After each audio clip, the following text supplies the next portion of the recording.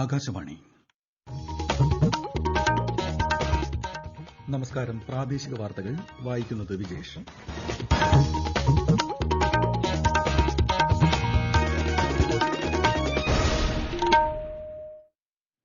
പ്രധാന വാർത്തകൾ. കോവിഡ് പ്രതിരോധ പ്രവർത്തനങ്ങളിൽ പോലീസ് സേനയുടെ പ്രവർത്തനം സ്തുത്യർഹമെന്ന് കേന്ദ്ര ആഭ്യന്തരമന്ത്രി അമിത് ഷാ. മഹാമാരിയുടെ പശ്ചാത്തലത്തിൽ തദ്ദേശ തെരഞ്ഞെടുപ്പ് പ്രചാരണത്തിനുള്ള മാർഗ്ഗരേഖ തയ്യാറായി. പാലത്തായി പീഡനക്കേസിൽ പുതിയ അന്വേഷണ സംഘം രൂപീകരിക്കണമെന്ന് ഹൈക്കോടതി നിർദ്ദേശം. രാജ്യത്ത് ഗുരുതരാവസ്ഥയിലുള്ള കോവിഡ് രോഗികൾ കുറയുന്നതായി ആരോഗ്യ മന്ത്രാലയം.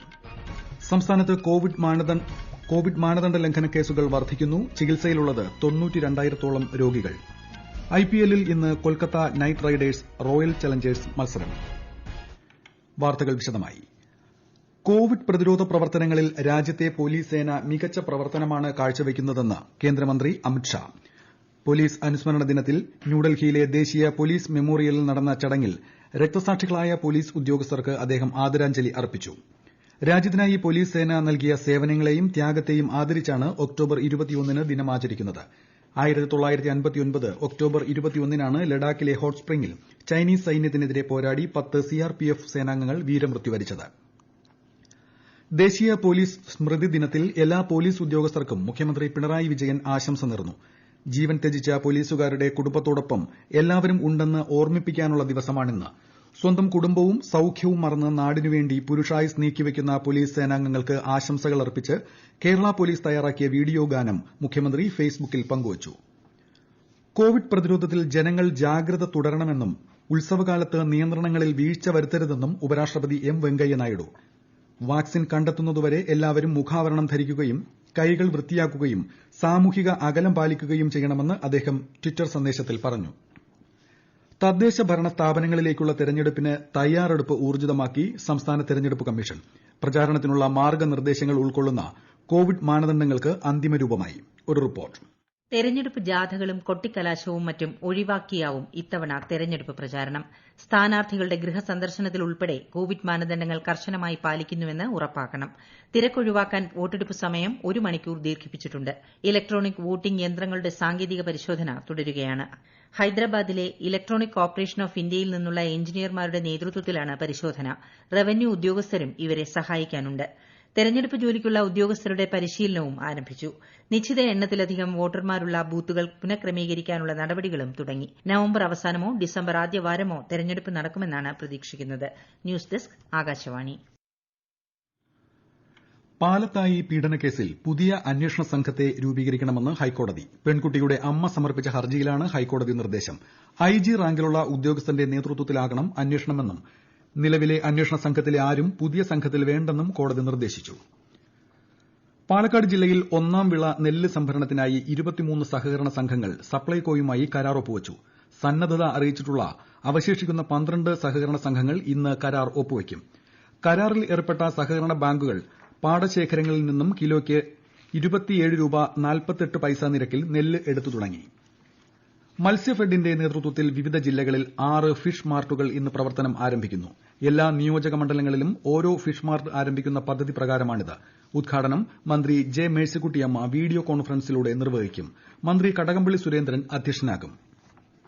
ഈ വാർത്തകൾ ആകാശവാണിയിൽ നിന്ന്. കൊറോണ ആശങ്കയല്ല, ജാഗ്രതയാണ് വേണ്ടത്. കേന്ദ്ര ആരോഗ്യ മന്ത്രാലയം പുറപ്പെടുവിക്കുന്ന നിർദ്ദേശങ്ങൾ. ജനങ്ങൾ കൂട്ടം കൂടുന്നത് ഒഴിവാക്കുക. ഇടയ്ക്കിടെ കൈകൾ സോപ്പും വെള്ളവും ഉപയോഗിച്ചോ സാനിറ്റൈസർ ഉപയോഗിച്ചോ വൃത്തിയാക്കുക. നിർബന്ധമായും മാസ്ക് ധരിക്കുക.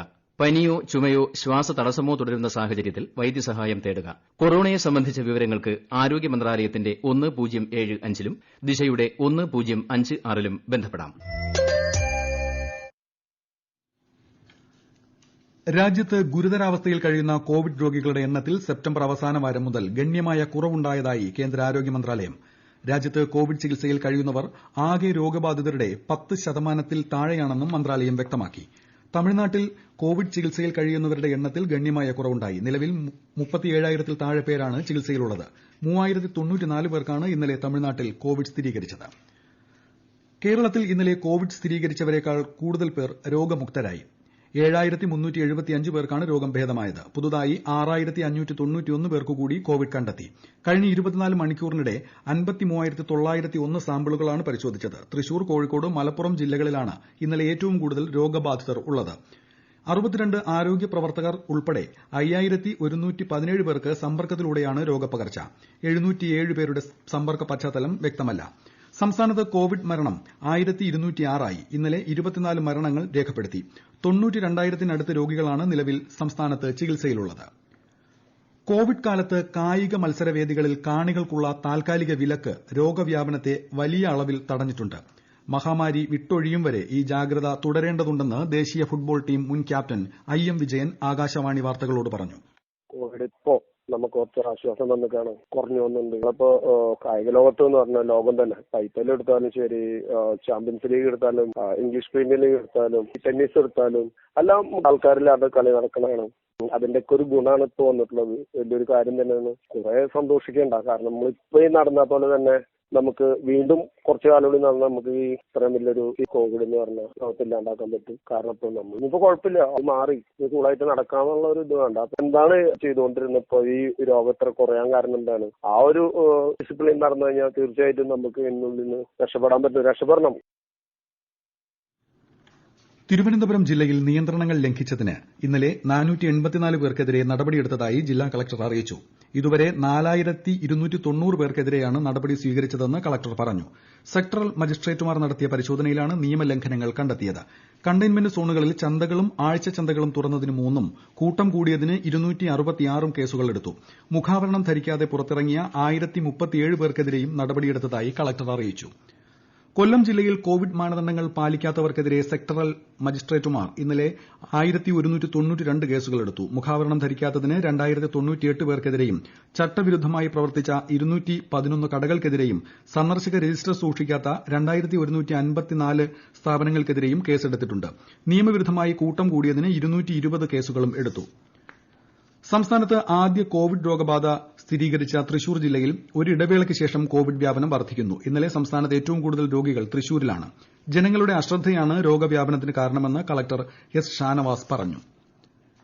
തൃശൂർ ജില്ലയിൽ പെരുമയിൽ പൊലിമയിൽ തൃശൂർ പ്രചാരണ പരിപാടിക്ക് തുടക്കം. ഇൻഫർമേഷൻ പബ്ലിക് റിലേഷൻസ് വകുപ്പാണ് പരിപാടി സംഘടിപ്പിക്കുന്നത്. കൂടുതൽ വിവരങ്ങളുമായി ജില്ലാ പ്രതിനിധി ഭരിത പ്രതാപ്. ജില്ലയിൽ വിവിധ വകുപ്പുകളുടെ നേതൃത്വത്തിൽ നടന്ന വികസന പ്രവർത്തനങ്ങൾ ജനങ്ങളിലേക്ക് എത്തിക്കുകയാണ് പെരുമയിൽ പൊലിമയിൽ തൃശൂർ എന്ന ഈ ക്യാമ്പയിനിലൂടെ ലക്ഷ്യമിടുന്നത്. ജില്ലയുടെ വികസനത്തിന്റെ സമഗ്ര ചിത്രവുമായി വികസന പുസ്തകം, വികസന വീഡിയോ, പോസ്റ്ററുകൾ, ഹ്രസ്വ വീഡിയോകൾ എന്നിവയാണ് തയ്യാറാക്കിയിരിക്കുന്നത്. കഴിഞ്ഞ വർഷങ്ങളിൽ ജില്ലയിലെ മന്ത്രിമാർ, MLAമാർ, തദ്ദേശ സ്വയംഭരണ സ്ഥാപനങ്ങൾ, നവകേരള മിഷനുകൾ എന്നിവ നടത്തിയ മികച്ച പ്രവർത്തനങ്ങൾ, വിവിധ വകുപ്പുകൾ നടപ്പിലാക്കിയ പദ്ധതികൾ, പ്രവർത്തന നേട്ടങ്ങൾ എന്നിവ വിശദീകരിക്കുന്നതാണ് വികസന പുസ്തകം. ജില്ലയുടെ വികസന കുതിപ്പിന്റെ സാക്ഷ്യമാണ് വികസന വീഡിയോ. പ്രധാന വികസന നേട്ടങ്ങൾ ഉൾക്കൊള്ളിച്ചുകൊണ്ടുള്ള 17 ഹ്രസ്വ വീഡിയോകൾ ഇതിനകം സമൂഹ മാധ്യമങ്ങളിൽ ശ്രദ്ധ നേടിക്കഴിഞ്ഞു. നവരാത്രിയോടനുബന്ധിച്ച് KSRTC ഇന്നു മുതൽ കണ്ണൂരിൽ നിന്ന് ബംഗളൂരുവിലേക്ക് പ്രത്യേക ബസ് സർവീസ് നടത്തും. രാത്രി 8-ന് കണ്ണൂരിൽ നിന്നും രാത്രി 9:30-ന് ബംഗളൂരുവിൽ നിന്നും ഈ മാസം 28 വരെ സർവീസ് ഉണ്ടാകും. കൂത്തുപറമ്പ്, മാനന്തവാടി, കുട്ട, മൈസൂർ വഴിയായിരിക്കും സർവീസ്. ഓൺലൈൻ റിസർവേഷൻ സൌകര്യം ലഭ്യമാണെന്ന് അധികൃതർ അറിയിച്ചു.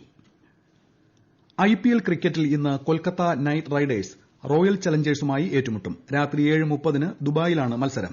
ഇന്നലെ നിലവിലെ ഒന്നാം സ്ഥാനക്കാരായ ഡൽഹി ക്യാപിറ്റൽസിനെ കിങ്സ് 11 പഞ്ചാബ് 5 വിക്കറ്റിന് പരാജയപ്പെടുത്തി. കഴിഞ്ഞ വർഷത്തെ കടൽക്ഷോഭത്തിൽ തകർന്ന ശംഖുമുഖം റോഡിന്റെ പുനരുദ്ധാരണ പ്രവർത്തനങ്ങൾ ആരംഭിച്ചു. റോഡ് വികസനത്തിന് 5 കോടി രൂപയുടെ പദ്ധതിയാണ് നടപ്പാക്കുന്നത്. പീച്ചി ഡാം കോവിഡ് മാനദണ്ഡങ്ങൾ പാലിച്ച് നാളെ മുതൽ സന്ദർശകർക്കായി തുറന്നുകൊടുക്കും. 10 വയസ്സിന് താഴെയും 60 വയസ്സിന് മുകളിലും പ്രായമുള്ളവർക്കും സന്ദർശനാനുമതിയില്ല. ഒരേസമയം 50 പേർക്ക് പ്രവേശിക്കാം. സന്ദർശകർ മുഖാവരണവും കൈയുറയും ധരിക്കണം.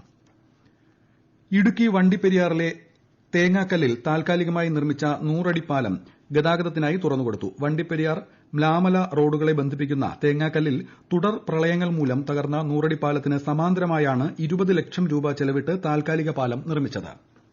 പ്രധാന വാർത്തകൾ വീണ്ടും.